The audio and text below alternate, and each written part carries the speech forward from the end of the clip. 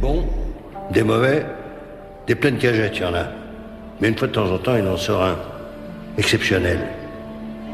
Un héros, une légende. Il n'y en a presque jamais. Mais tu sais ce qu'ils ont tous en commun? Tu sais ce que c'est? Leur pouvoir secret? Ils ne se battent que pour la dignité des faibles.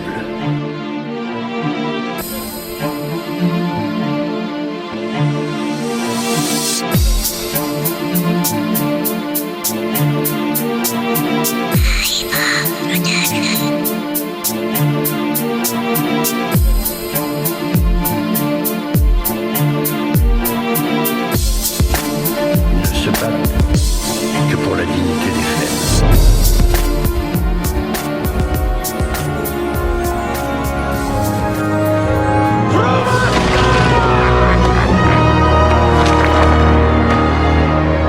La patience est un plat qui se mange sans sauce.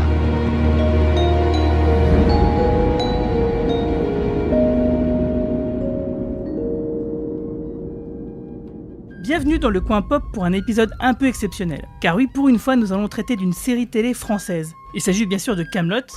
Alors pourquoi Kaamelott ? Tout simplement parce que le premier film de cette franchise, qui fait suite à la série télé, est censé sortir cette année. Aujourd'hui même en fait, s'il n'y avait pas eu ce satané Covid-19. Alors pour en parler avec moi, j'ai bien sûr Manu, qui n'a suivi que les 3 premiers livres, si je me trompe pas, et qui on va essayer de donner envie de se mettre à la suite. Salut Manu, ça va ? Salut, ça va et toi ? Bon, moi ça va, alors quoi de neuf ? Bah écoute, pas grand chose, c'est bientôt les vacances pour moi, alors quand vous écouterez ce podcast, j'en sortirai. Mais voilà, je continue à bosser en télétravail depuis quelques mois, donc pas grand chose de plus si ce n'est quelques podcasts en retard de montage. Ouais, qu'on attend avec impatience.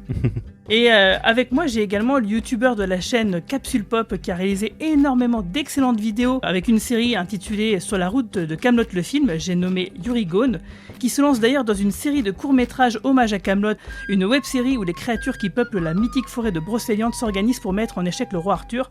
Donc on en reparlera un peu à la fin du podcast, mais salut Yuri, comment ça va ? Salut, ça va, merci pour l'invitation. Salut également Manu. Ça va, c'est le début d'un petit peu de vacances, mais je prépare déjà la rentrée. Ok, on reparlera du crowdfunding à la fin du podcast, mais pour l'instant ça va, ça se passe bien ? Pour le crowdfunding ou pour moi en général ? Pour les deux. Écoute, tout va très bien en général.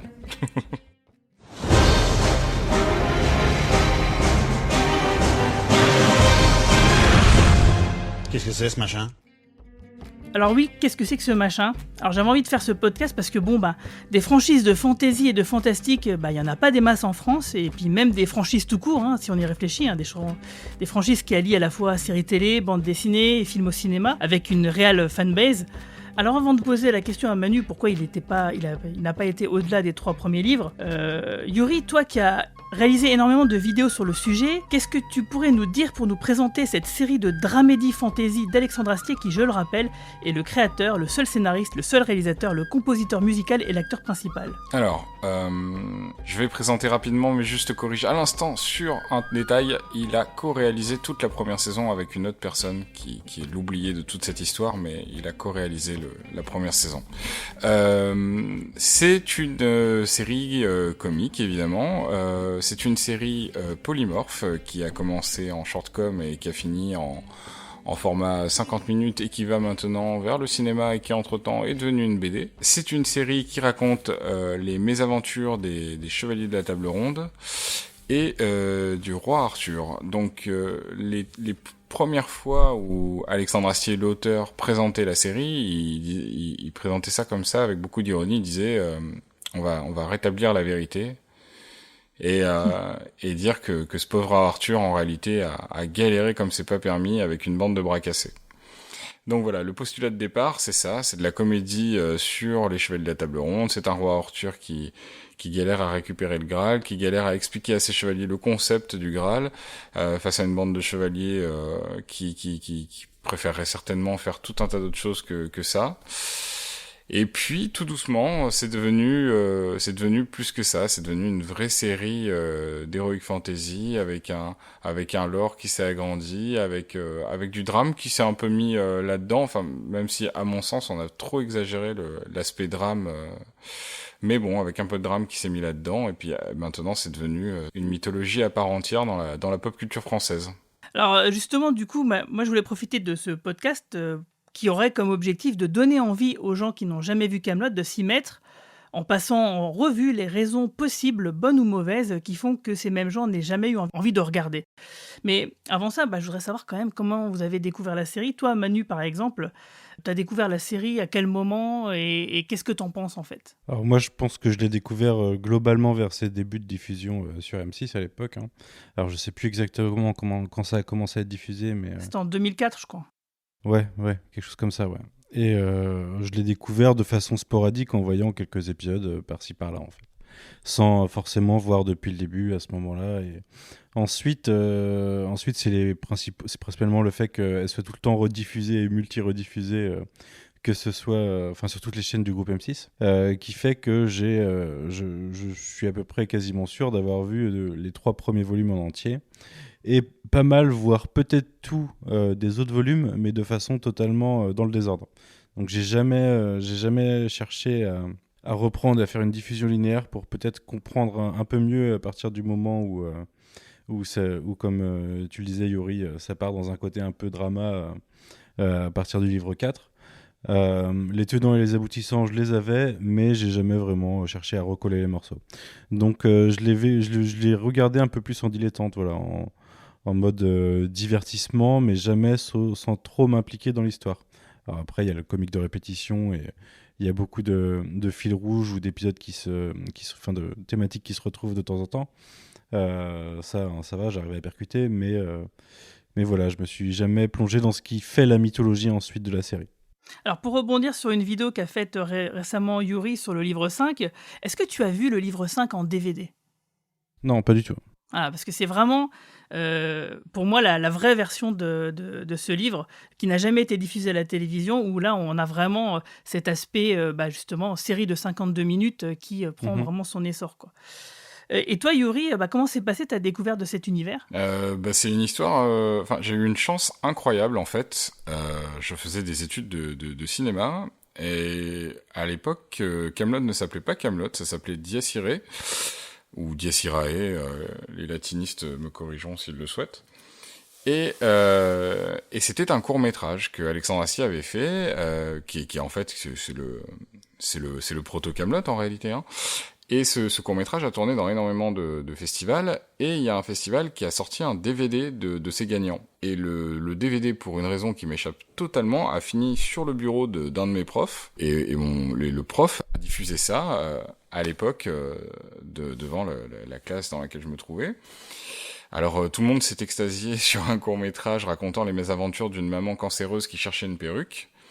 Et moi j'étais mort de rire sur ce court-métrage qui s'appelait Dies Irae, que je trouvais fantastique et qui, coup de bol, a été diffusé lors de 3 cours différents. Le 3e cours, je me suis même fait virer tellement je riais en fait.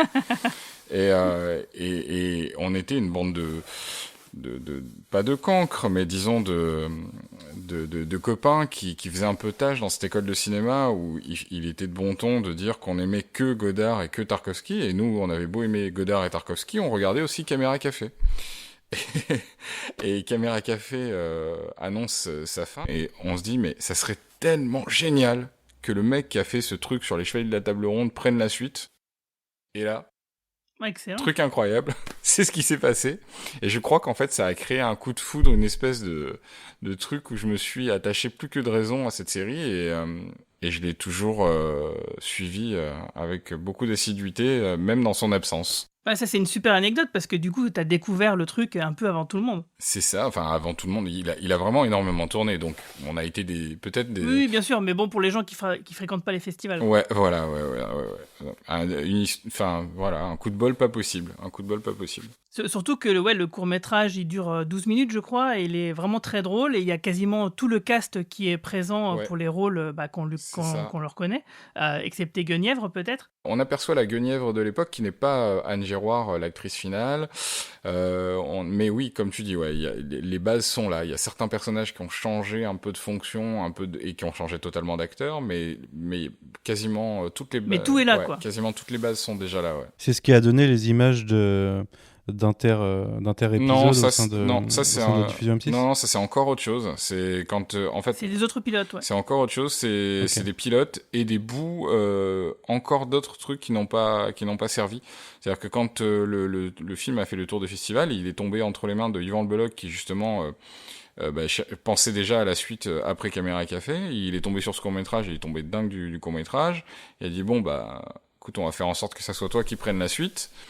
Mais il a fallu un temps de réglage parce qu'Alexandre Astier venait du théâtre. Dies Irae, c'était, je crois, son premier. Je suis à peu près sûr que c'était son premier court-métrage réalisé. J'en suis pas certain à 100%. Honte sur moi. Et il a fallu un petit temps de réglage pour transformer Dies Irae en un format pastille de télé. Et d'ailleurs, les pilotes sont assez passionnants là-dessus parce que il n'y a pas un pilote qui ressemble à l'autre. Et en fait, on voit une évolution, on voit une transformation, on voit un formatage de cette histoire et de cet univers pour rentrer dans la case format court. Parce qu'en fait, tout simplement, depuis le début, depuis Dies Irae, Alexandre Astier n'avait jamais pensé à la shortcom. Depuis le début, il pensait au long métrage, de toute façon. Bah, c'est sûr que c'est plus la même écriture derrière, il faut des personnages qui sont percutants sur du court terme, quoi. Et ouais, j'imagine qu'il a fallu réécrire pas mal de choses. Ouais. Et d'ailleurs, tous ces pilotes et même le court-métrage, si je m'abuse, ils sont présents dans les bonus du livre 1 en DVD et en Blu-ray. Tout à fait, tout y est. Alors, du coup, on va commencer par les 4 raisons les plus entendues pour lesquelles des gens n'ont jamais vraiment regardé Kaamelott ou disent en tout cas ne pas aimer Kaamelott. La première raison, vous allez dire ce que vous en pensez, c'est que parce que c'est français. C'est vrai que pendant très très longtemps, c'est bizarre mais c'est comme ça. Pendant très très longtemps, les séries françaises ont eu mauvaise presse. Alors malgré que les choses ont vraiment beaucoup évolué, c'est au moins ces 2 dernières décennies, c'est vrai que c'est quand même une sale réputation que la fiction française télévisuelle se traîne, alors que pourtant il y a eu un âge d'or télévisuel français assez fort avec des séries comme Belphégor ou Arsène Lupin, Vidocq, etc., Les Brigades du Tigre. Enfin, il y avait quand même une vraie tradition télévisuelle française à une époque qui a été oubliée. Et puis, du coup, tout le monde s'imaginait, je sais pas moi, Hélène et les garçons ou Navarro. Et que du coup, il y a des gens qui ne veulent pas regarder, persuadés que si c'est français, c'est pas bon. Bah écoute, ça aurait totalement pu être mon cas parce que c'est vrai qu'il y a eu une époque de que je vais appeler les networks, mais c'est pas les networks, mais les chaînes publiques françaises produisaient beaucoup de... Alors je crois qu'à l'époque, Alain Carazé, je me souviens, j'avais lu ça dans l'épisode, il me semble appeler ça les séries cucu sauveurs d'enfants, c'est-à-dire un format décliné un peu partout. Genre l'incite. Ouais, c'est ça, tous les corps de métier possibles en mode sauveur d'enfants toutes les semaines. C'était pas grand gage de qualité. Après, Canal+, ça fait pas mal ces 2 dernières décennies, en effet, pour redorer le blason de la fiction française, on va pas se mentir. On leur doit beaucoup quand même. Mais sur Kaamelott, je sais pas, parce que les formats courts sont assez populaires en France. Surtout le format maintenant c'est quoi, 20h10, 20h15, les diffusions de ce genre de format. À l'époque, c'était peut-être plus 20h. Sont hyper populaires et au fur et à mesure ils ont même été allongés sur leur créneau pour prendre encore un peu plus de temps de cerveau. Personnellement, sur Kaamelott, c'est pas du tout le genre de critère que j'aurais mis en avant, puisque c'est même le genre de comédie sur lequel l'humour français marche vachement bien, quoi. Ouais, carrément.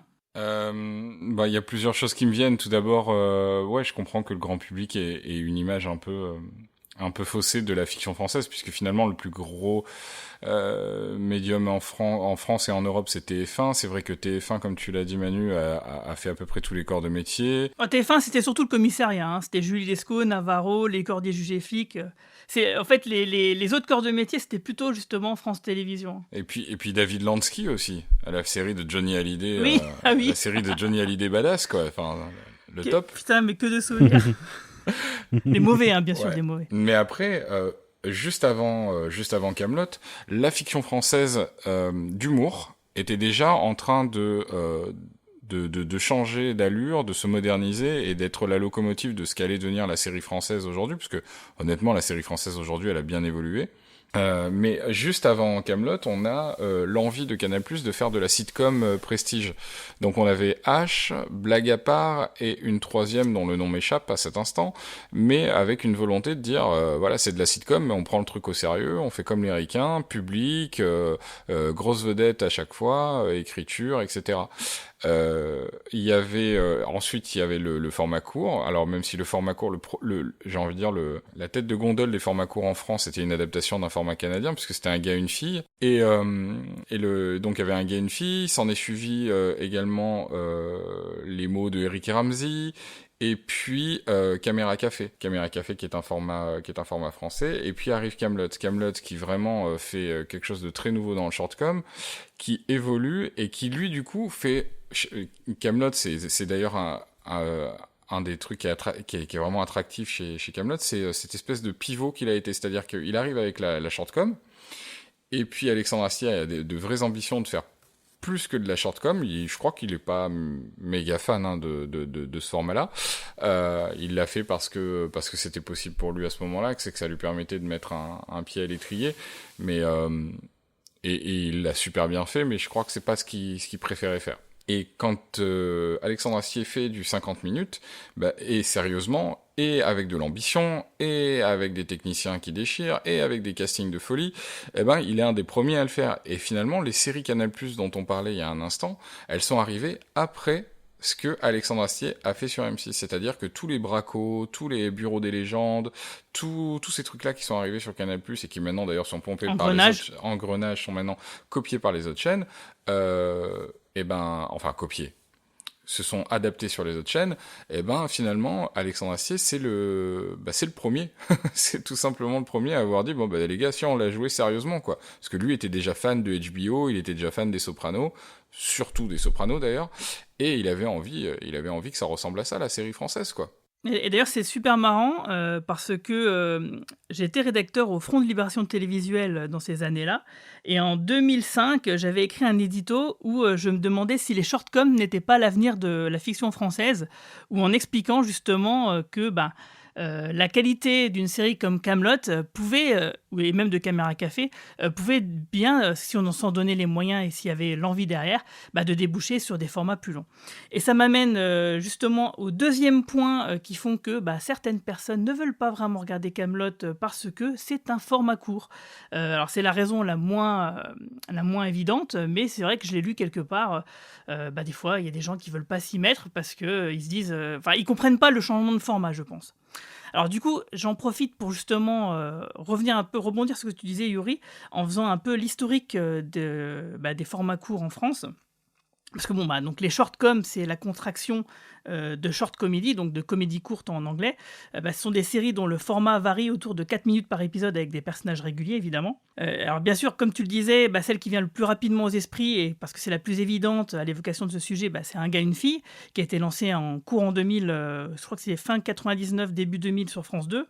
Et déjà, il était rare qu'à l'époque, une série française ait autant de succès et passionne autant les foules et vende des DVD.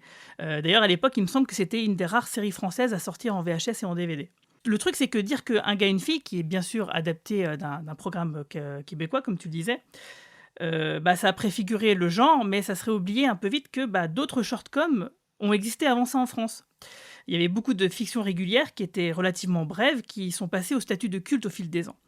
Si on revient vraiment en arrière et qu'on pense à l'âge d'or de Canal+, par exemple, à la fin des années 80 et début des années 1990, l'une des vitrines de la chaîne payante était l'émission Nulle part ailleurs, qui était déjà parsemée de petits programmes qui ont marqué des générations.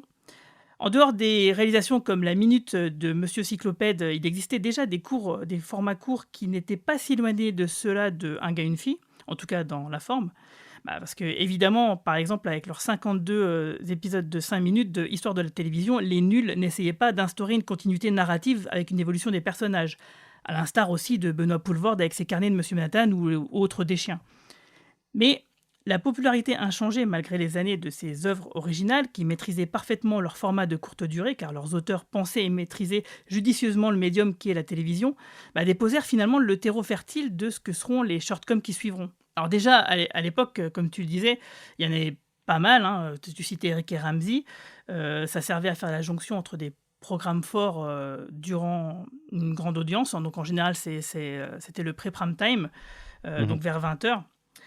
Certains avec un grand succès, comme tu l'as dit, avec Caméra Café, Kaamelott, bien sûr, Samantha Oops sur France 2, ou certains avec des succès relatifs comme Le Train ou La France d'en face sur Canal+, ou certains qui ont quand même des gros bids comme Domicile adoré sur France 3. Et si on s'intéresse à Caméra Café, on constate que le succès vient essentiellement des scénarios et du jeu des acteurs. Parce que la réalisation, on le sait, elle était réduite à sa plus simple expression, un plan fixe, le point de vue de la machine à café. Mais rien que par ce petit détail, la série s'est rapidement trouvé un style de narration particulier, qui était rempli de courtes ellipses à répétition, avec ses propres codes, que ce soit les mini-génériques ou les transitions qui rappelaient le zapping de Canal+ entre les séquences. Et souvent, ces épisodes servaient avec un ton caustique et parfois acide de bonnes histoires, car souvent originales et bien rythmées, avec en toile de fond une ambiance pourrie de PME de province. Donc les épisodes viennent nous servir des personnages mesquins mais drôles et attachants, et là on voit qu'il y a déjà une force d'écriture qui est assez grande de Solo et le Bollock, parce que c'est ces petites historiettes qui fonctionnaient, elles fonctionnaient bien séparément, mais aussi mises bout à bout. C'est-à-dire aussi bien en groupe, en paquet, que séparés. Parce que, je ne sais pas si vous vous souvenez, mais M6 diffusait d'affilée le samedi après-midi tous les épisodes de la semaine, et ça donnait environ un programme de 25 minutes au final. Et ils ont fait la même chose pour Kaamelott, bien sûr. Et certaines intrigues trouvaient même des échos dans les épisodes suivants, et les personnages évoluaient largement avec le temps. Et comme tu l'as dit aussi, Yuri, tout à l'heure, il y avait aussi pas mal de guest stars qui pouvaient arriver, pour donner la réplique d'un temps ou deux, même déjà pour Caméra Café. On se rendait compte que l'intérêt du format court, finalement, c'était possible de passer à une échelle plus grande. Et c'est justement ce que M6 va tenter de faire en 2003 avec le prime time, avec un épisode spécial de Caméra Café, ça va déchirer ce soir, où on avait carrément une histoire complète, qui était un pot de fin d'année, qui durait à peu près 30 minutes, mais qui était entrecoupé de sketchs parodiants avec plus ou moins de bonheur. C'était la partie la moins bonne de la soirée pour moi, des émissions de la chaîne façon Télé des Inconnus. Et déjà à ce moment-là, la preuve était faite que finalement, un format plus long pouvait être envisageable à partir du moment où la volonté de franchir le cap était présent. Et puis les films tirés de Caméra Café, ils ont enfoncé le clou à ce sujet, bien sûr, avec vraiment beaucoup de bonheur, parce que peu importe leurs résultats au box-office, moi je les ai trouvés vraiment excellents, surtout le deuxième. Et bien sûr, de cette situation, il y a une shortcom qui, contre toute attente, est allée encore plus loin dans la continuité narrative au niveau des intrigues et des personnages. C'est bien sûr celle dont on parle aujourd'hui, c'est Kaamelott. Et c'est vrai qu'il est impossible de cataloguer ce programme dans le terme de série à sketch, parce que sans ambiguïté, la série, elle s'impose d'elle-même, parce que comme tu l'as dit, vous l'avez dit tous les deux même, la série change de format en saison. Les 3 premières saisons, enfin surtout les 2 premières saisons, on peut les prendre n'importe comment, dans n'importe quel ordre, on peut vraiment dire que c'est une série à sketch. À partir de la saison 3, il commence à avoir une semi-continuité qui s'installe, donc on peut un petit peu moins les voir dans le désordre. La saison 4 garde toujours le même format, de 3 minutes 50, mais fait quand même beaucoup de duos, ce qui fait que du coup on se retrouve presque avec des épisodes de 7 minutes, et là par contre on peut plus du tout les regarder dans le désordre, et dès la saison 5, là c'est vraiment des épisodes de 52 minutes, idem pour la saison 6. Donc, est-ce que vous comprenez? Alors, j'ai fini mon petit historique des shortcoms. Si vous avez des choses à rajouter, n'hésitez pas. Est-ce que vous pensez que ça vous semble être une bonne raison pour comprendre que il y a des gens qui veulent pas se lancer dedans, quoi, se dire c'est quoi ce truc un peu hybride? Écoute, moi, je sais pas, je pense que il y a il y a toujours un feeling bas de gamme sur les séries de 20h15, que ce soit sur toutes les chaînes. C'est de mon point de vue, c'est pas là pour envoyer du lourd, en fait. C'est là pour prendre du temps d'antenne en attendant le programme prime time. Comme tu le disais, c'était souvent avant le prime time. Et c'est pour ça, de facto, pour moi, il y a une ambiance. Enfin, il n'y a pas une ambiance, il y a un sous-entendu qui n'est pas de qualité, forcément, sur ce genre de programme. Alors après, on peut avoir des bonnes surprises. Mais là, en l'occurrence, je pense que c'est quelque chose qui peut... en tout cas jouer sur l'a priori envers la série, parce que dans toutes les autres séries qu'on a citées quasiment, à part H, je pense à l'époque, ça fait très très très longtemps, il y en a aucune que je trouve incroyablement drôle ou qui me donne envie de rester devant ma télé pendant plus de 3 minutes, quoi. Et je réfléchis vraiment, j'en trouve pas vraiment qui m'intéresse tant que ça. Donc là, je comprends totalement l'argument. Ouais. En plus, tu peux enlever H, puisque H n'était pas un format court, donc du coup... Ouais, c'est vrai, c'est un format 20 minutes de base, ouais. Mais il y avait Caméra Café, juste. Et un gars et une fille. Ouais. Bah oui, mais après, il y a toutes celles qui sont sorties depuis aussi, malheureusement. Oui, après, c'est vrai que... Alors, on va pas faire...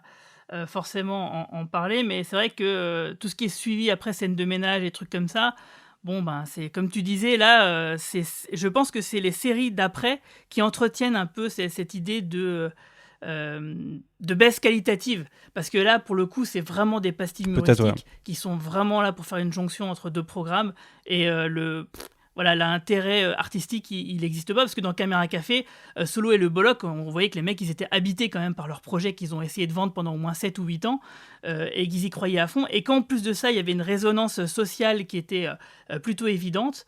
Ce qui faisait que la série avait déjà du corps et une âme, et encore plus, c'est encore plus le cas bien sûr avec Kaamelott. Mais c'est vrai que depuis, La Petite France, Scène de ménage, enfin tous les trucs comme ça, c'est vrai que moi par exemple, je les regarde plus par exemple. Après, pour rebondir sur ce que tu viens de dire et pour répondre à la question, de mon point de vue, effectivement, c'est difficile de généraliser sur le format court. On va pas dire que tous les formats courts sont de mauvaise qualité. D'ailleurs, sinon on serait pas là en train de parler de Kaamelott. Mais il y a toujours dans les formats courts quelque chose. Il y a souvent dans les formats courts, à part quelques-uns comme Domicile adoré, je saurais même plus te dire de quoi ça parlait. Honnêtement, quand tu as dit le titre, je me suis dit ah oui, c'est vrai qu'il y a eu ce machin, mais c'est quoi déjà? Je suis comme toi, j'ai oublié. Je sais il me semble que ça parlait d'une famille. C'était une sorte de. Si, ça y est. Alors, il y a Scène de ménage sur M6, mais il y en a une autre aussi avec une famille. J'ai oublié aussi le titre. C'était un peu le même style. Et Domicile adoré, d'ailleurs, c'était pas une tentative de France 2 de se réaccaparer Bruno Solo à l'écriture, d'ailleurs. Alors là, je ne pourrais pas te dire. C'est beaucoup trop loin. C'était il y a 20 ans quand même. Je crois que maintenant je me rappelle de la famille en train de faire une sorte de spiritisme, si je me souviens bien, mais enfin bon, bref. Mais donc il y a deux trucs par rapport au format court, c'est que je comprends qu'on puisse croire que c'est quelque chose de médiocre, et en même temps, paradoxalement, le public, même quand ils pensent voir quelque chose de médiocre, ne s'y trompe pas. C'est-à-dire qu'un gars, une fille, il y avait déjà, par exemple, Alexandra Lamy était excellente, mais il y avait Jean Dujardin qui transcendait l'image. C'est-à-dire que aussi bas que pouvaient être les sujets de gens qui vont au lavomatique, de gens qui vont en boîte de nuit ou de choses comme ça, Jean Dujardin, il faisait passer une énergie complètement folle autour du truc, et il était vraiment investi, il y croyait à fond. Moi je me rappelle que ils avaient fait une tentative de faire avancer l'histoire. Il y a eu un moment où un gars, une fille, oui, je précise que je suis passionné par le format court, d'accord, parce que sinon on va croire que je suis en train de regarder tout ce qui passe à la télé, Minimati et compagnie. Je suis juste passionné par le format court.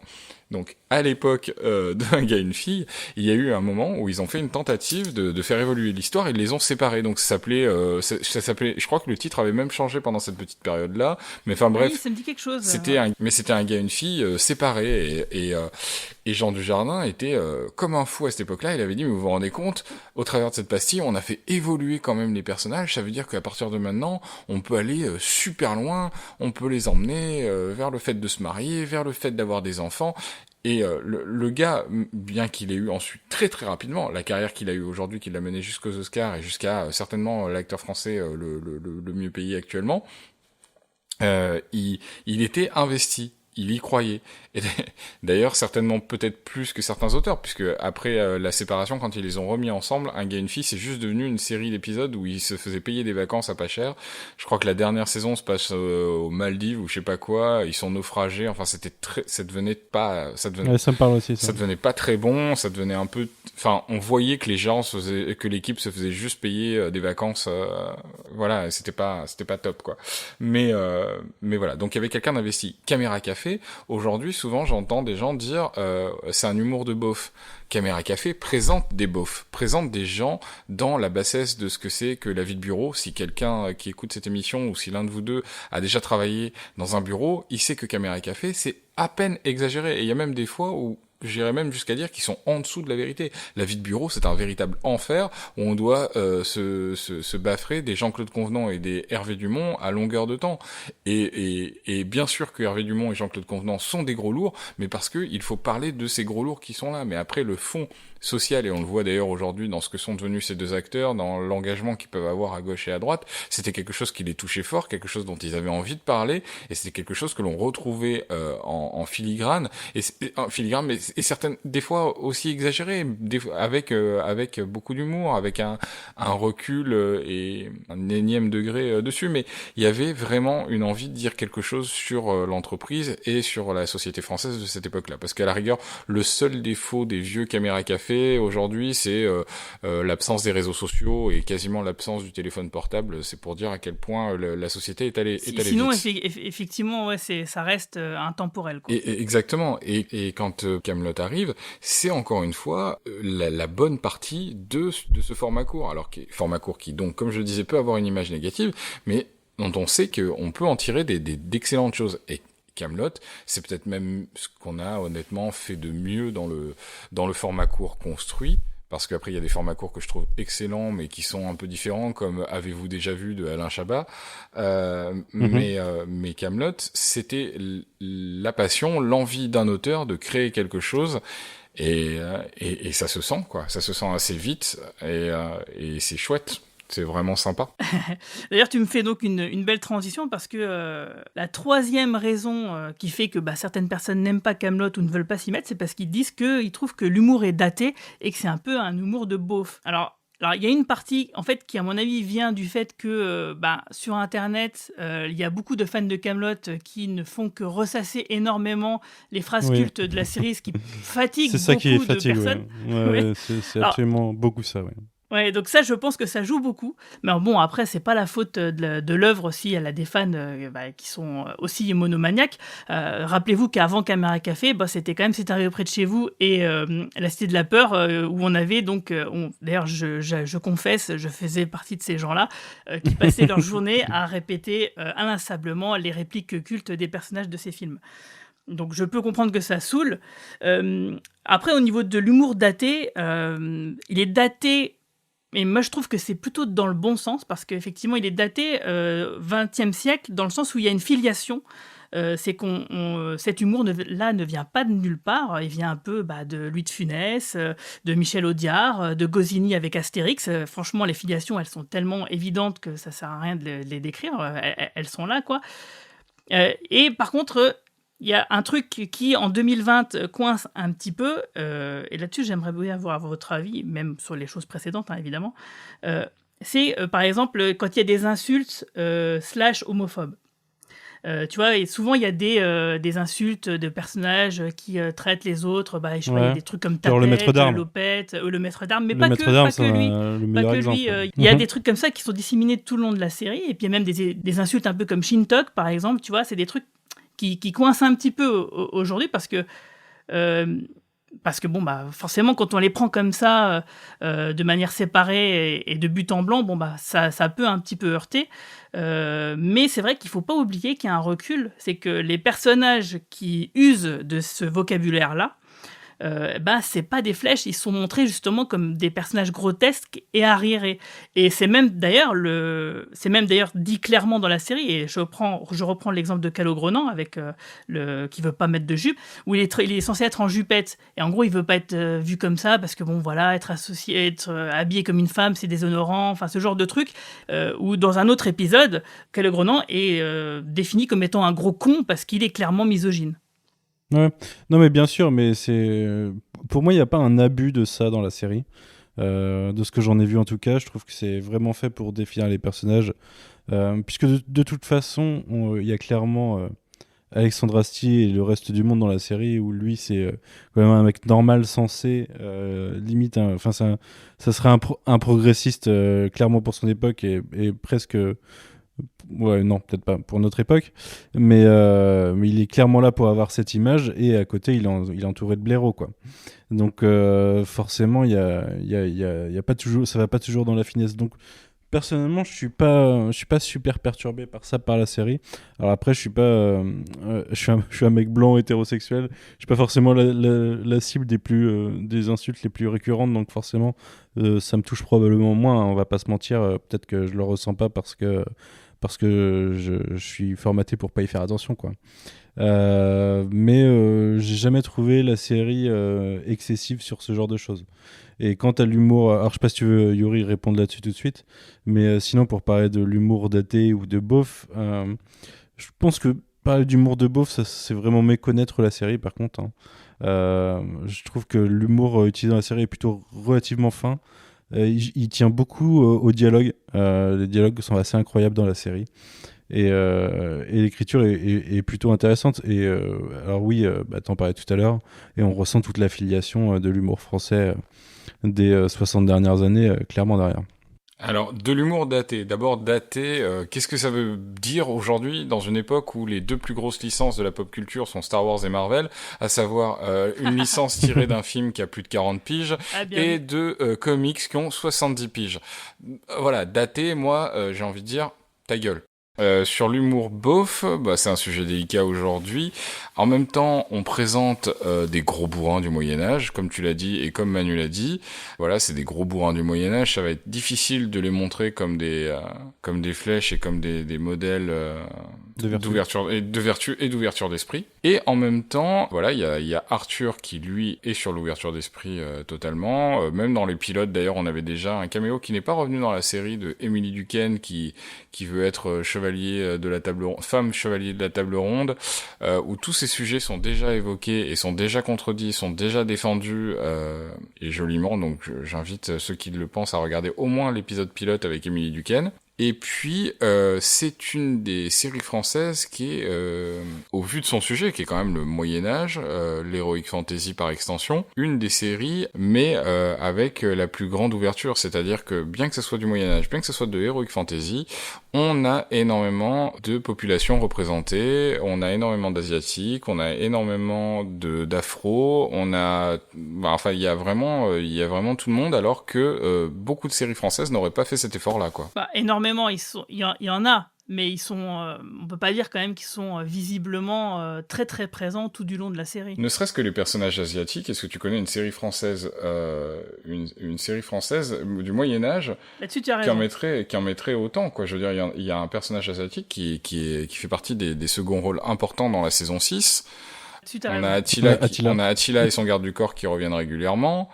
Voilà. Après, au niveau des personnages noirs, on a le colocataire de Alain Chabat, pareil dans la saison 5, et tout ça au Moyen-Âge, et sans que jamais personne ne remette ça en question. Alors par contre, effectivement, on va avoir une insulte pas très jolie qui va venir, qui va filer, mais en même temps, tout le monde se parle à base d'insultes. Donc voilà, et tout le monde est, c'est tous des gros bourrins en armure, donc forcément, il y a des fois, c'est pas terrible. Pour enfoncer le clou, moi je pense que Astier a pris la mesure de cette problématique, mais un peu tard peut-être. Mais en tout cas, parce qu'en fait, il en a parlé dans un des albums où il y a Caradoc qui a un racisme qui est justement un des sujets du film, c'est le racisme de Caradoc, parce qu'en fait, il est raciste envers les nains. C'est l'album sur le serpent du lac de l'ombre. Et en fait, donc il y a des nains qui se proposent de l'aider et tout, etc. Et Caradoc, il veut pas du tout parce qu'il n'aime pas les nains, il est raciste. On sait pas pourquoi. Les nains et les asiatiques. Voilà, justement, j'allais y venir. Et en fait, il dit ouais, non, de toute façon, il y a deux choses que j'aime pas, c'est les nains et les asiatiques. Et il s'avère que le chef des nains est nain et asiatique. Et que du coup, tout le racisme de Caradoc est moqué tout du long de l'album, même s'il n'est pas expliqué. Mais bon, on comprend bien ici que c'est une vision d'enfant qu'a Caradoc. Comme la plupart des personnages un peu comme ça, il est un peu bête. C'est un peu un Michael Scott dans The Office. Il sort des trucs parce qu'il les a entendus quelque part.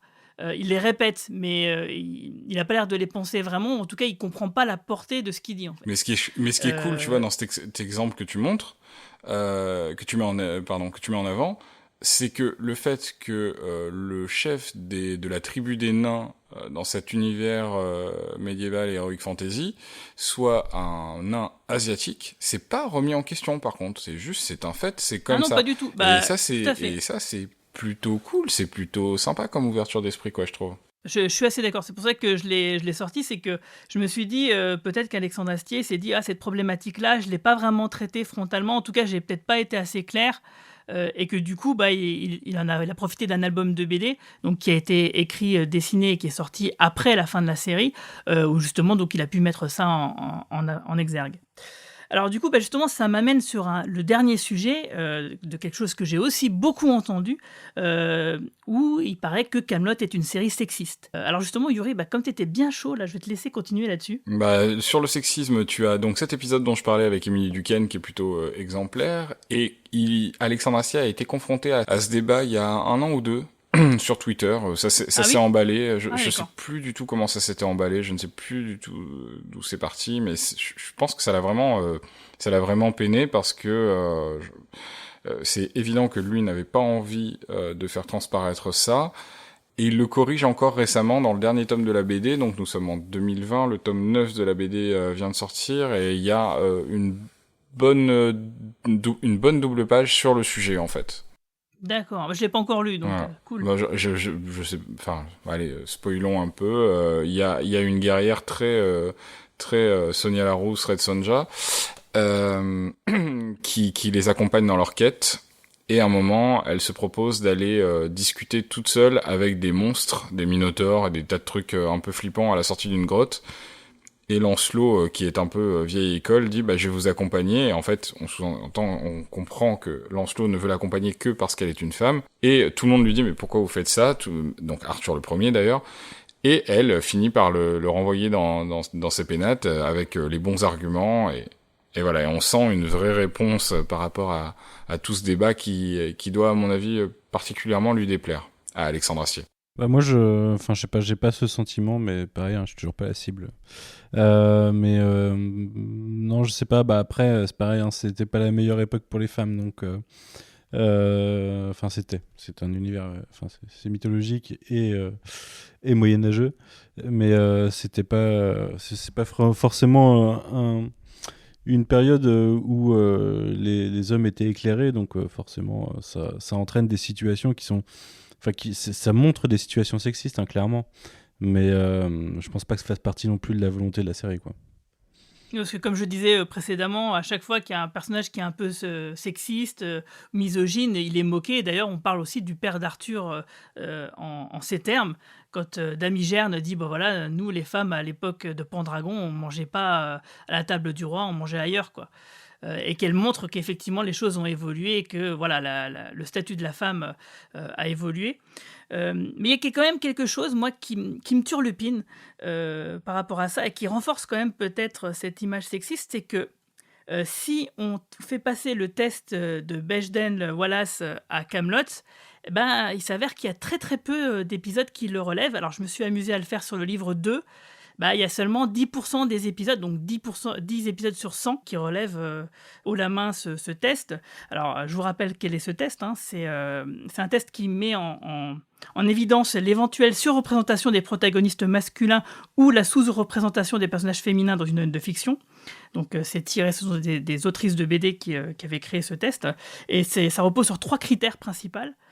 C'est qu'il faut qu'il y ait au moins 2 femmes nommées dans l'œuvre, donc pas une figurante, il faut que ces 2 femmes, elles parlent ensemble. Et troisièmement, il faut qu'elles parlent de quelque chose qui est sans rapport avec un homme. Et c'est seulement si l'œuvre vérifie ces 3 critères que le test est dit réussi. Et si c'est pas le cas, ça peut indiquer que l'œuvre est centrée sur des figures masculines. Alors comme je vous le dis, ça arrive énormément. C'est-à-dire que donc 90%, en tout cas, alors j'ai pas fait après, je sais que forcément dans le livre 5 et 6, c'est caduque, puisque il y a quand même beaucoup plus de personnages féminins, et c'est des épisodes de 52 minutes. Mais surtout, il y a quelque chose quand même que j'ai remarqué qui m'a choqué, c'est qu'à chaque fois que je voyais 2 personnages féminins qui étaient nommés, etc., comme, Dame m'évanouie ou Guenièvre, je me disais, c'est bon. Et en fait, non, je devais rayer cet épisode de ce que je pensais être la liste des épisodes qui allaient réussir le test, parce qu'en fait, même s'il y avait les 2 personnages féminins qui étaient côte à côte, qui ne parlaient pas d'un homme, mais d'autre chose, elles s'adressaient chacune à Arthur, chacun son tour, et à un moment, elles ne s'adressaient l'une à l'autre. Et ça, c'est quelque chose qui arrivait souvent, ce qui fait qu'on montre bien que la série, elle est arthurocentrique. C'est qu'on est vraiment, tout est concentré sur Arthur, et que du coup, fatalement, c'est une surreprésentation masculine. Alors, est-ce que c'est un problème en soi ? Moi, personnellement, je ne pense pas, parce que on peut imaginer que effectivement, il y a des œuvres comme ça, surtout comme c'est centré sur un personnage qui est masculin, ça facilite le fait que l'œuvre, elle est, entre guillemets, plus masculine. Mais du coup, moi, je peux comprendre que certaines personnes se disent « Ah, la série, elle est un peu sexiste ». Non, mais oui, tout à fait, je peux comprendre. Et c'est pareil, il y avait des occasions de mettre plus de personnages féminins, je pense. Mais oui, après, je sais pas trop quoi te répondre là-dessus. Franchement, je pense que c'est pas volontaire, mais que c'est probablement maladroit, quoi. Oui, parce que c'est vrai qu'il y a quand même des occasions de le faire. Et d'ailleurs, pour enfoncer le clou, il y a un épisode, il y a un album de Kaamelott où il n'y a pas le moindre personnage féminin. C'est celui qui se passe dans une mine, je crois, avec Lancelot en protagoniste principal. Mais si, il y a une créature aquatique qui est clairement féminine. Ouais, enfin, c'est presque une figurante. Mais voilà, tu vois, il y a d'ailleurs... Bon, en fait, comme je disais, je pense que comme pour le racisme, je pense que Astier en a pris conscience un peu tard. Parce que sur les dernières saisons, évidemment, ça s'améliore. C'est simplement, voilà, j'ai pris le livre 2 exprès, parce que je savais que c'était très très marqué au début de la série. Mais du coup, oui, je comprends, parce que il y avait quand même des occasions de mettre plus en avant des personnages féminins. Et d'ailleurs, il le fera sur le long cours, parce que par exemple, le personnage de Guenièvre prend une importance quand même considérable dans la série, au point d'être presque l'égal d'Arthur dans l'intérêt qu'on a à regarder la série, en tout cas pour moi. Pour moi, Guenièvre est devenu un personnage vraiment plus que central, parce que, bon, pour revenir un peu sur l'intrigue de la série, c'est vrai qu'au début, il y a quand même beaucoup de vannes, de bourrins, où Arthur rabaisse Guenièvre et que ça préfigure scène de ménage de ce point de vue-là, sauf que c'est quand même beaucoup plus drôle et mieux écrit, et que du coup, elle s'en prend plein la poire, et on se dit, ouais, c'est gratuit, Arthur, c'est un connard, quoi, c'est vraiment le macho de base. Et en fait, quand on voit le livre 6, il y a une vraie retcon et une vraie raison à tout ça qui rend la chose beaucoup moins drôle, quand on y pense, quand on y réfléchit. Et surtout, l'évolution de Guenièvre, qui au début est une parfaite cruche, parce que elle était jeune, elle était mariée, c'est un mariage arrangé, etc. Elle connaît rien à la vie. C'est pas vraiment de sa faute, c'est aussi un peu la faute de son éducation. Mais malgré tout, elle fait preuve quand même d'une certaine intelligence au fur et à mesure des saisons, et d'une empathie qui en fait un personnage central. Donc voilà, donc je pense que tout ça peut atténuer un peu cette image un peu sexiste, premier degré, que peuvent avoir les gens. Ouais, après, effectivement, tout comme elle évolue, il y a quand même un pied d'égalité des genres dans les premières saisons, c'est que tout le monde est très con. Là, pour le coup, on part sur une crème crétin, quoi, voilà, alors avec différents styles de con, mais tout le monde est con, que ce soit les femmes ou les hommes. Là, par contre, c'est vraiment tout le monde sur un pied d'égalité. C'est vrai, on a un bel éventail de conneries, de toutes les formes de conneries qui existent, quoi. Je crois même que l'un des plus des personnages les plus sympathiques, je sais plus si c'est dans la saison 2, justement, c'est une femme. C'est cette femme mystérieuse dont Arthur tombe amoureux au pied d'un arbre. Et c'est peut-être justement qui est super gentil. Qui est super gentil, et c'est peut-être le seul rayon de lumière au milieu de toute cette connerie, quoi. À part qu'elle mange une fleur, mais c'est parce qu'à l'époque, on mangeait les fleurs, mais c'est tout, quoi. Donc voilà, pour récapituler, si ça vous dérange pas de voir une série française avec un format qui commence par de la shortcom pour aller vers un format 52 minutes qui vous aidera à apprécier le film, que vous ne trouvez pas que l'humour de Astérix, de Michel Audiard, c'est des humours de merde, et que vous trouvez pas que la série, elle peut être sexiste par rapport aux arguments qu'on a pu avancer, ou en tout cas que la surreprésentation masculine ne vous dérange pas, il n'y a pas de raison que vous ne puissiez pas commencer à regarder Kaamelott dès maintenant pour être prêt quand le film sortira. Alors le film, on ne sait pas exactement quand est-ce qu'il va sortir, mais en tout cas on va en parler tout de suite. Un petit oiseau a pris sa volée, un petit oiseau a pris sa volée, a pris ça à la volée, a pris ça à la volée, a pris sa volée, a pris sa volée. A pris sa volée sur un oranger, a pris sa volée sur un oranger, sur un an à la volette, sur un an à la volette, sur un oranger.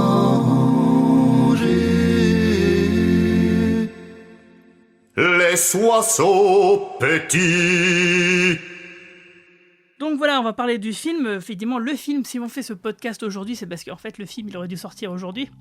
Mais comme il y a eu la crise sanitaire, ça n'a pas été possible car Alexandre Astier n'a pas pu terminer la post-production comme il le souhaitait. Donc forcément, la série a été repoussée à novembre. Ce qui est dommage parce qu'en fait, à la base, le film était prévu pour sortir mi-octobre, un petit peu avant mon anniversaire, donc j'étais content. Il avait voulu faire plaisir en avançant la date en juillet, mais bon, bah voilà, finalement, c'est repoussé à novembre. La date exacte, c'est quoi déjà vous vous souvenez ? 25 novembre. Donc voilà, ça vous laisse quand même quelques mois pour tout regarder de Kaamelott. Je pense que ça peut être vite bouffé. Et moi, je vous encourage à acheter les DVD, parce qu'ils sont pas très chers et franchement, ils valent le coup. Alors, pour parler du film, parce que bon, bah voilà, si on fait ce podcast là, c'est un peu pour préparer un podcast qu'on fera en novembre quand le film sortira. Enfin, s'il sort bien en novembre, on croise les doigts, on touche du bois. Donc, bah, on va parler de nos attentes du film. Toi, Manu, justement, qui a vu donc les saisons un peu dans le désordre, en tout cas les dernières. Est-ce que tu as vu le dernier épisode ? Est-ce que tu sais si tu as vu le dernier épisode ? Je sais pas, non. Mais je suis pas sûr du tout. Alors, est-ce que tu as vu le livre 6 ? J'en ai vu des bouts, ouais. Et dans le désordre. Mais je suis pas sûr d'avoir été jusqu'au bout. Ouais, donc tu sais que le livre 6, donc je le rappelle pour tout le monde, c'est une espèce de gros flashback qui est une préquelle et qui raconte à peu près, il me semble, 10 ans avant le livre 1, je crois. Ou quelques années avant le livre 1, en tout cas. Ouais, c'est une dizaine d'années, ouais. Et donc, du coup, on voit la jeunesse d'Arthur et donc on voit la genèse de tout ça, ce qui fait que certaines choses entrent en lumière et on comprend la mécanique entre tous les personnages. Ce qu'on prenait au début pour des grosses blagues, finalement, il y avait une vraie raison derrière, ce qui fait qu'il y a vraiment 2 niveaux de lecture dans Kaamelott et dans les interactions entre les personnages.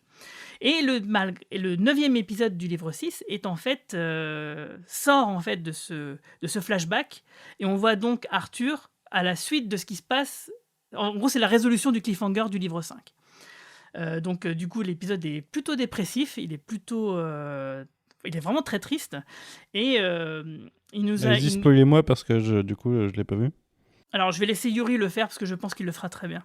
La toute fin du livre 6 reprend la fin du livre 5, c'est-à-dire que Arthur a fait une tentative de suicide, a été sauvé par son rival Lancelot. À la fin du livre 6, tout le monde vient le voir parce qu'en fait, malgré qu'il ait été sauvé, il a toujours pas retrouvé le goût à la vie, donc tout le monde se relaie autour de son lit un petit peu pour dire au revoir au roi, quoi, finalement. Et la dernière visite qu'il a, c'est Lancelot. Et il dit à Lancelot, vous savez quoi, je pense que vous avez compris que vous avez fait des erreurs, mais je sais aussi que vous avez une forme de passion pour tout ça. Je vous file le pouvoir. Grosse erreur. 2 heures après avoir pris le pouvoir, il fait chasser tous les chevaliers de la table ronde. Il veut que ça soit fini pour les chevaliers de la table ronde. Il devient un despote. Il brûle la table ronde. Il brûle la table ronde immédiatement. Et c'est un escroc qui est dans les petits papiers du roi, qui vient sauver le roi, quoi, qui s'appelle Vennec, qui vient sauver le roi, qui l'emmène dans un bateau, et avec ce bateau, ils vont à Rome. À Rome, Arthur se retourne dans la maison de son premier grand amour. La maison est déserte, mais Arthur retrouve la robe de son ancien amour, retrouve sa passion, se rappelle de ce que c'était que d'avoir Excalibur la première fois entre les mains, que d'être un héros. On le voit faire quelques passes d'armes au ralenti. Il se calme et il y a écrit... il y a les bandes qui descendent pour faire que l'image devienne plus cinématographique, et il y a écrit « Bientôt, Arthur redeviendra un héros ». Bientôt, c'est une notion toute relative chez Alexandre Astier, parce que bon, ça fait quand même 11 ans qu'on attend le film. Mais du coup, ouais, ça a laissé un énorme cliffhanger, parce que t'avais tous les personnages alliés d'Arthur qui sont en fuite, pourchassés par les soldats de Lancelot, donc ça fait très Star Wars dans l'imagerie un peu du truc. Et donc ouais, il y a Arthur qui est avant parce qu'en fait ce que tu as décrit quand Arthur va dans la maison d'Aconia, donc son premier amour, la dernière image, parce que ça c'est une scène post-générique, on va dire. La dernière image d'Arthur, c'était celle d'un clochard qui se promène dans Rome, quoi. C'était vraiment choquant de le voir comme ça, tu voyais. Vraiment, le mec, il a une longue barbe, il est tout sale, tout dégueulasse, il marche dans des flaques d'eau, dans des ruelles dégueulasses de Rome.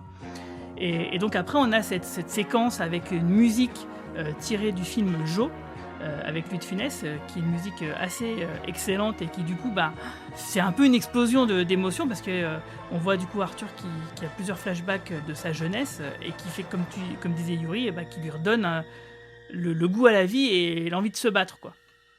Et donc du coup, le film devrait débarquer là-dessus, sachant que normalement, il y aurait dû avoir un livre ou une mini-série sur M6 même qui a été évoquée à un moment donné, qui s'appelait Kaamelott Résistance, qui expliquait ce que c'était de vivre sous le joug de Lancelot. Et d'ailleurs, il y avait une exposition qui avait été faite en 2013, si je me souviens bien, à la Comic-Con de Paris, où j'avais été. D'ailleurs, j'étais en dédicace, ou je sais plus ce que je faisais là-bas, mais en tout cas, j'étais allé voir cette exposition où il y avait des dessins qui étaient présentés, des costumes, etc. Donc on voyait, on savait ce qui était advenu après la fin de la série des personnages. Il y avait notamment Caradoc et Perceval qui avaient toujours leur clan des semi-croustillants qui essayaient de creuser un tunnel pour attaquer Lancelot par-dessous, par exemple. Qu'il y avait plein de personnages qui s'étaient sauvés à droite à gauche, que la Dame du Lac était devenue un peu une chef résistante d'un groupe un petit peu de résistants, quoi, de rebelles. Voilà, donc tout ça, ça devait être raconté dans une œuvre qui s'appelait Kaamelott Résistance. Bon, finalement, on la verra pas, cette œuvre, ou alors a posteriori.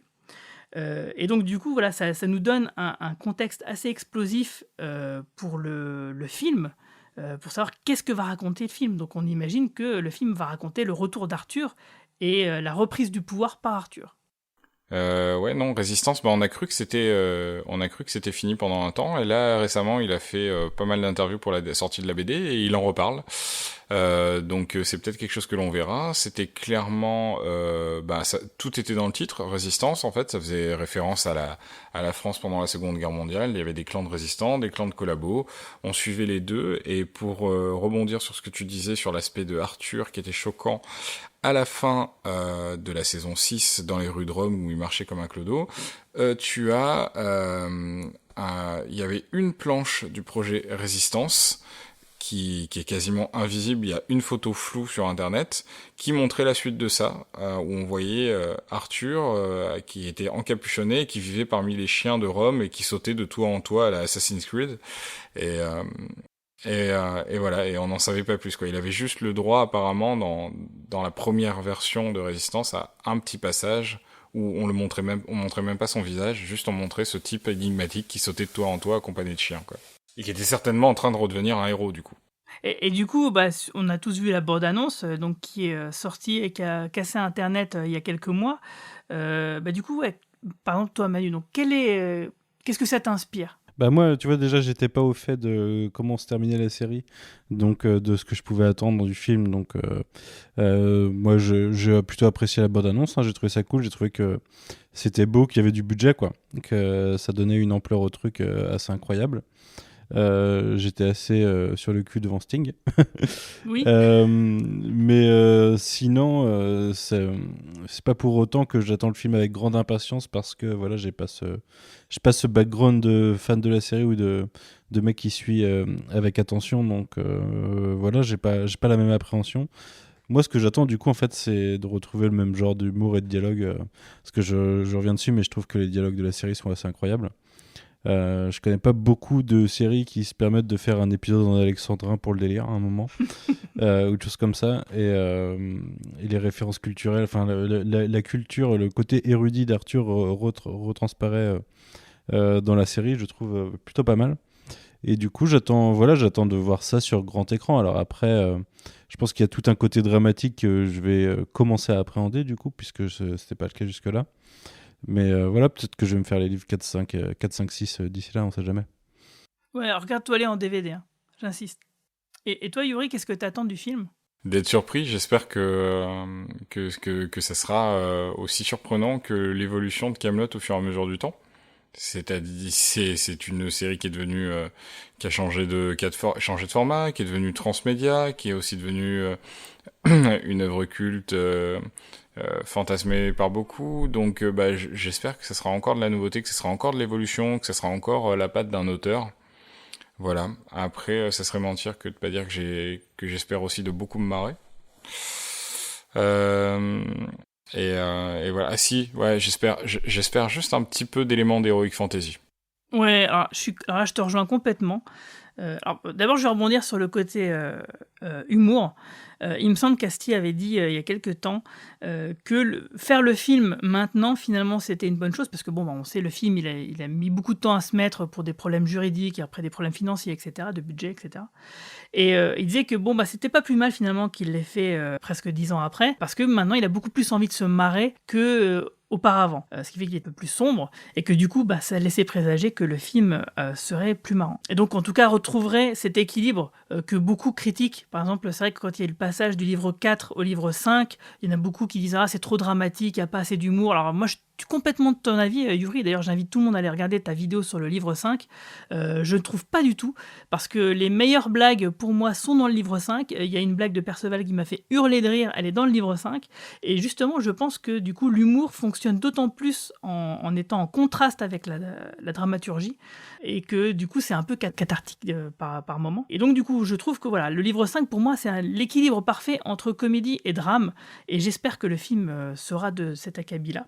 Parce que comme tu l'as dit au début du podcast, bah, je trouve que les gens aussi, ils ont beaucoup exagéré sur le côté dramatique, quoi. Oui, c'est très dramatique, mais c'est aussi très drôle en même temps. Quand tu suis sa carrière, quand tu suis les œuvres qu'il a fait depuis, et notamment une pièce qui s'appelle Que ma joie demeure, tu vois que l'équilibre, il a su le trouver. Enfin, moi, Que ma joie demeure, je trouve ça assez exemplaire sur la place de l'humour et sur la place du drame, parce que les moments dramatiques sont particulièrement sombres et les moments drôles non seulement sont drôles, mais en plus arrivent à rebondir sur les moments dramatiques pour trouver la manière de rire de quelque chose d'affreux, quoi. Et sinon, pour rebondir sur ton deuxième point, je suis comme toi, j'espère qu'il y aura des éléments d'heroic fantasy, parce que par exemple, moi, des dragons qui chient ou des gobelins qui sont dans des couloirs, des souterrains sombres, j'adorerais en voir. Mais ça n'a pas l'air d'être l'ambiance du premier film. J'imagine qu'il y aura du sortilège, qu'il y aura de la magie, qu'il y aura Merlin et Elias de Kelewick qui feront de la magie. J'imagine bien qu'il y aura ça. Mais c'est vrai que j'aimerais bien voir quand même une ou deux créatures.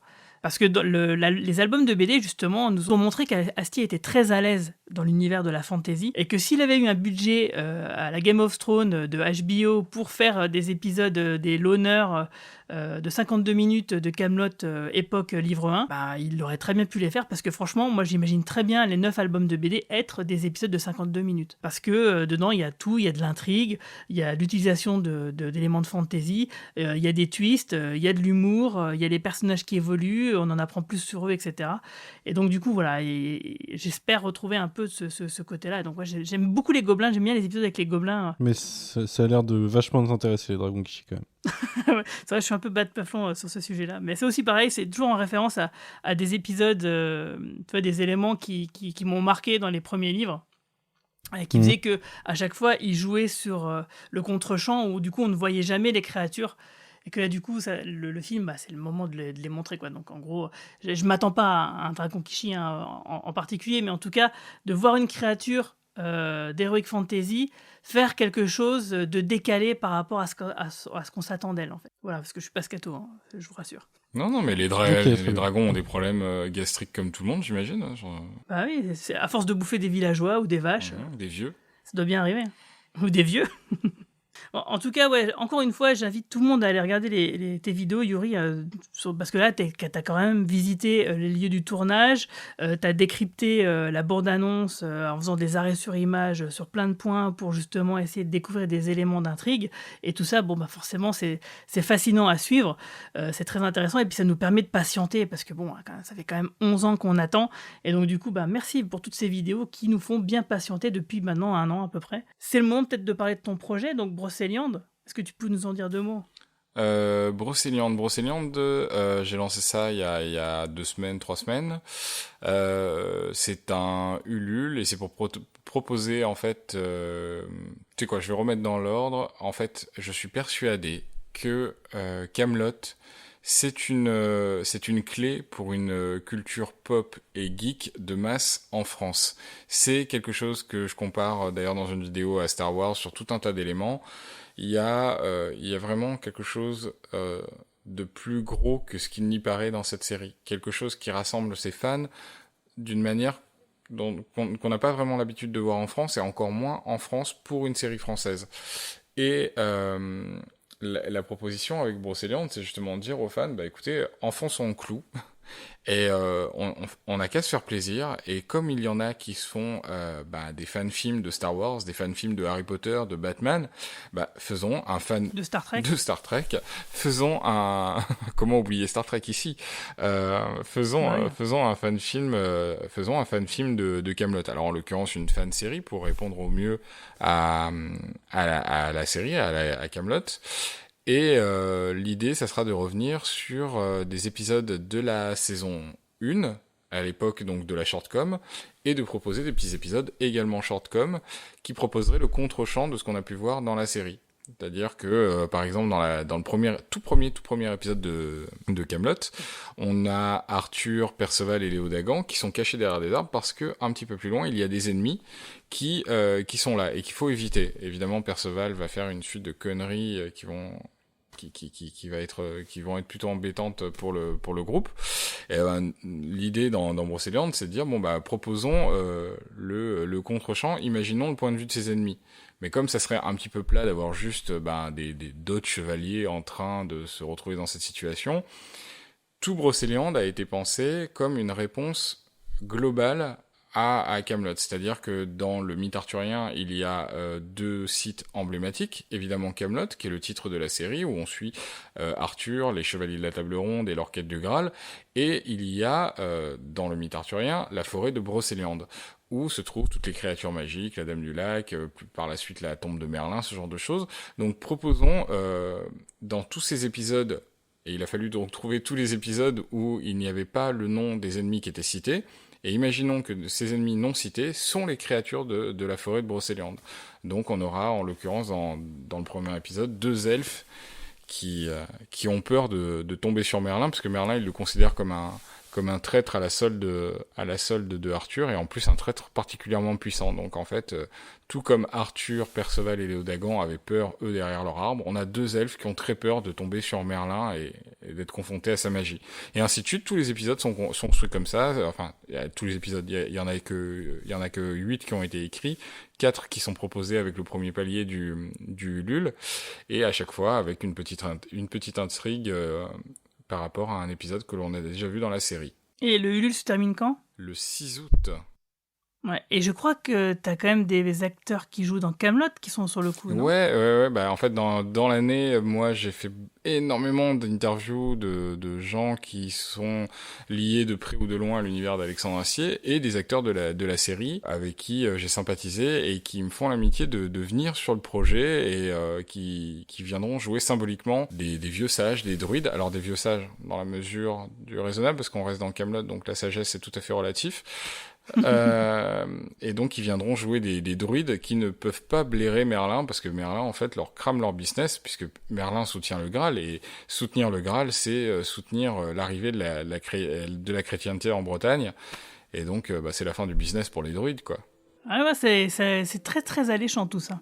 Donc j'encourage tout le monde à regarder et à participer, parce que je pense que ça va être un projet très intéressant. Si c'est du niveau de tes vidéos, je pense que ça sera très bien. Merci. En tout cas, merci à toi. Merci d'avoir accepté l'invitation pour ce podcast. Merci Manu. Merci à vous. De rien. Donc du coup, pour Kaamelott, on se donne rendez-vous quand le film y sortira. On sait pas quand, on verra bien. Donc moi, je ferai un petit épisode avec la team de Metz, justement, donc suite à la vision du film, qu'on espère voir en avant-première et faire une grosse soirée pour l'occasion. Alors j'en profite avant de vous quitter, de vous dire que le générique de début a été réalisé par Hip Hop et White Giraffe, et que la musique de fin qu'on entend, ainsi que l'interlude qu'on a entendu tout à l'heure, ça vient de Arnaud Léonard, qui fait tout a cappella, et qui a une petite chaîne YouTube, justement, où il fait plusieurs chants comme ça, où il reprend des thèmes de la culture populaire. Merci beaucoup à vous deux, et puis je vous dis à bientôt. Merci. À bientôt. À bientôt. Salut. Salut. Papa.